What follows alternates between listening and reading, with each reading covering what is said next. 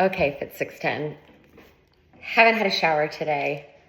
Taught classes, PT. I got physical therapy today, and I had a pretty big breakthrough. So if you see me at the gym, less crutches, more movement, and shout out to my co-captains, Liesel, Heather Burgess, and Rachel, for demoing for me for the next few weeks. Get ready to decorate my outdoor, my house, but I was getting a ton of text messages today about today's workout and really about the past 2 Wednesdays and how focused we are on core. And I thought I would just pop on here for a minute, not worried about what I look like, because I want you to know that I think, pray, study, think, pray when it comes to the formatting of Fit 610.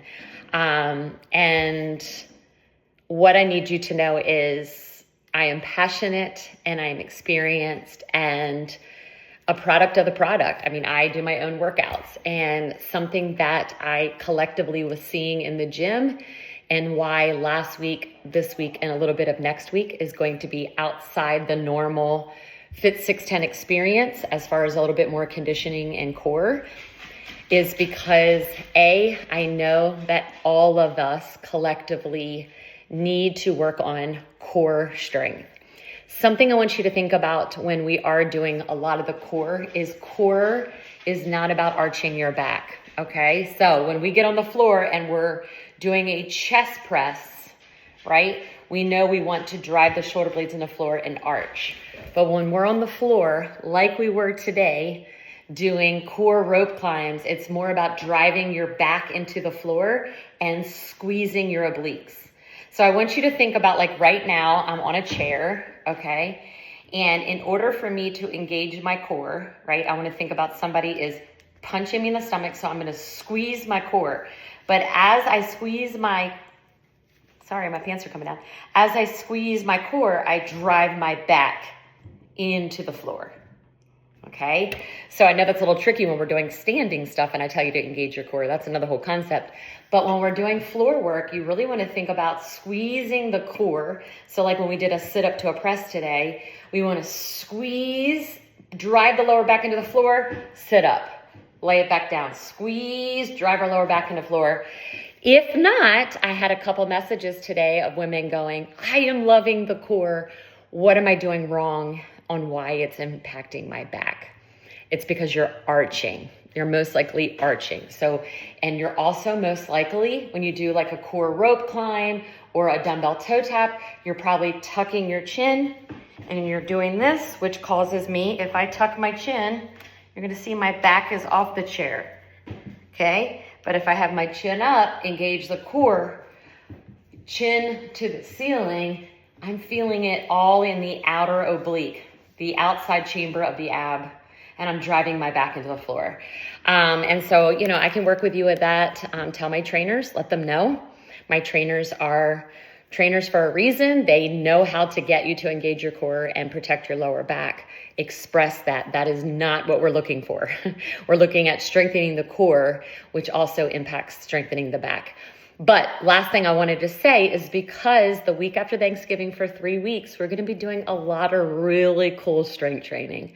I got some new equipment coming in, doing some combination moves where we may be working on shoulders while we're working on the back. All strength training, lots of core, and I'm excited about it. And also mashing in some surprise Saturday workouts. So in December. So lots coming. So trust the process. Get to the gym. Get to the gym. Do not wait until after the holidays. Get to the gym, ladies. You are investing in this. Lots of you are paying for memberships. I know life is crazy. Oh my gosh, I know life is crazy. But I say this, we have a 5:30 a.m., 6:15 a.m., 7:30 a.m., 8:30, 9:30, 4:30, 5:30.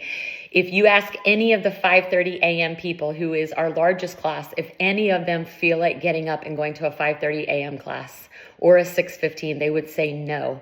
They have to because they work a 40-hour week.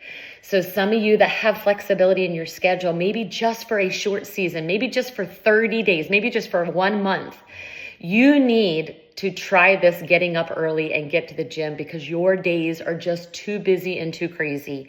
And where you used to be an 8:30 a.m., 9:30 a.m., or a 4:30 p.m. person, you can't anymore. It's just for a season, just so that you can get there, because maybe life is a little busy right now for you and a little chaotic. But I promise you that if you change your time, just everything's for a season, right? Ecclesiastes, Solomon talks about this in the book of Ecclesiastes.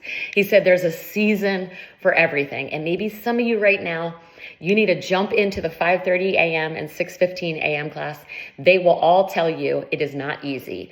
I have a member in my gym that was a stay-at-home mom her entire adult life, just started going back to work full-time in her 40s, and comes to the 5:30 a.m. class and works 40 hours a week and has adult children, and they're super busy and crazy as well.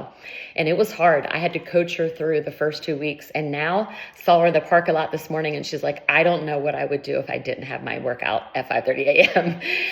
And some of you may just need to do it for a season, just for a season. You may say, okay, for the month, starting tomorrow through Christmas, just for that season, because life is too busy. Kids are crazy, busy with their schedules, not crazy, busy with their schedules, or my job is demanding, or I have a loved one that is battling a sickness.